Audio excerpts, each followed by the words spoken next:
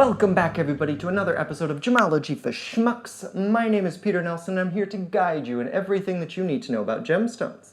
Today we're going to be talking about one of the oldest stones known to antiquity. Back in the day it was actually indistinguishable from ruby. That's right, today's stone we're talking about is Spinel. Spinel, otherwise known as balas ruby to some people, though today that's a little bit of a deceitful term because it leads people to believe it is ruby, and it is not. But Spinel and ruby, they do actually grow in the same deposits right next to each other, oftentimes. So if you're finding rubies, you can also find Spinel. And they can come in the exact same colors. Can, not always.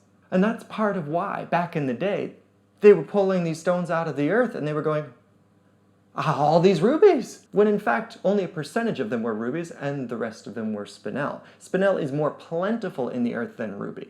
But they are both tough minerals, they are both gorgeous colors, and they both have a very high refractive index, which means that a lot of light comes off of that surface.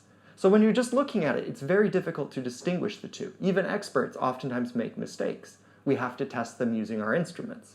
What you may or may not know is that some of the largest rubies in history are actually Spinel. The Black Prince's ruby in the Crown Jewels of England is actually a Spinel. It is not a ruby. One thing that is different that you might be able to see between Spinel and corundum, that's ruby and sapphire, is that corundum splits light. It's doubly refractive. So it might have pleochroism. You might see two colors when you turn the stone 90 degrees. Might, not always. Whereas Spinel is singly refractive, which means it does not split light. So no matter what direction you turn it to, at those 90-degree turns, you're not going to see the change of color because of light splitting. You may see a difference in color, but that's going to be because of concentrations of color in the crystal. Chemically, they're even very similar. Corundum is an aluminum oxide, and Spinel is a magnesium aluminum oxide. When they were first figuring out how to make synthetic corundum 150 years ago or so, they were using these aluminum oxide powders and basically putting them through a blowtorch. And after a lot of experimentation, they figured out how to make something that's a lot like a candle shape. If you want to learn more about that or see what that synthetic material looks like, you can check out this video. But as they were figuring these things out, they also had a little whoopsie moment, and in came some magnesium into the powder. The powder wasn't as clean as it should have been, that aluminum oxide. And so some magnesium was involved in that powder. And so they ended up making synthetic Spinel. So these two materials are very, very similar. But as I said, there are some very important differences. The way it splits light is one of them, and the hardness is another. Spinel is just a little bit less hard than corundum. Corundum is a 9 on the Mohs scale, and Spinel most of the time is an 8. Depending on a few factors, it can fluctuate a little bit up and down from 8, but not a lot.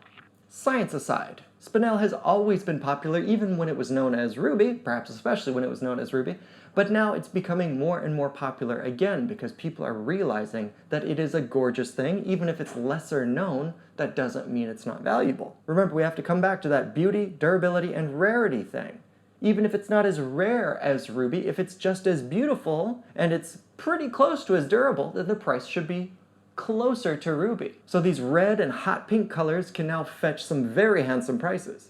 There are many other colors of Spinel, but today what I want to talk about are these Spinel from Tajikistan. Tajikistan, which is one of the countries that is home to the Pamir Mountains, which are the same mountains that Marco Polo was crossing over back in his day, have been historical mines for Spinel and ruby. And from an aesthetic point of view, the main advantages of Spinel are that it has a very sharp luster, a very high refractive index, and it also has great rich colors and oftentimes a very clean crystal body. So you're going to get a lot more play and life out of a Spinel than you will out of most rubies.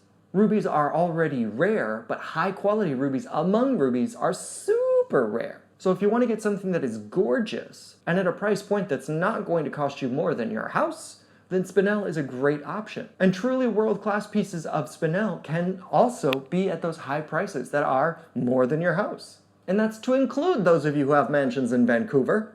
I will have you note some of the mansions. And especially because Spinel is singly refractive, it's really nice to watch how the light flows through the stone and comes back out. It has a very homogeneous feeling. It's all one general color. You don't have these awkward modifying colors that jump in and try and steal your eye.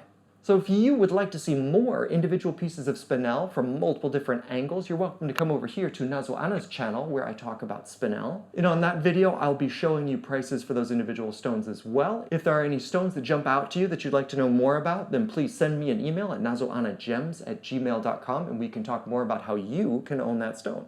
As usual, if you've got any questions or comments, leave them in the comments section below. Hit that like button, slap that subscribe button if you're down to that kind of violence, and tell all of your friends about it. And until next time, I'll say bye-bye.